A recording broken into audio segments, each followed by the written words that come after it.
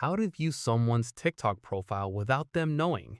This tutorial shows you how to browse profiles anonymously by turning off your profile view history on TikTok. First, open the TikTok app on your Android device. After that, tap on the profile icon at the bottom right corner of the screen. From there, tap the three horizontal lines at the top right corner to open the menu.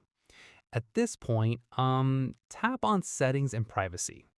In the next step, tap on Privacy to open your privacy settings.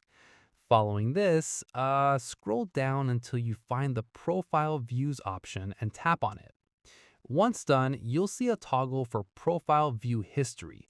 Tap it to turn it off.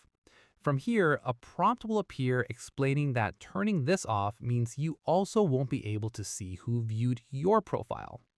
At this stage, tap Turn Off to confirm your choice. After this, go back to the TikTok home screen and search for the person whose profile you want to visit. Finally, tap on their profile and browse freely. They won't receive any notification that you viewed their page. Once profile view history is off, your visits are completely invisible to other users until you decide to turn the feature back on. And that's it.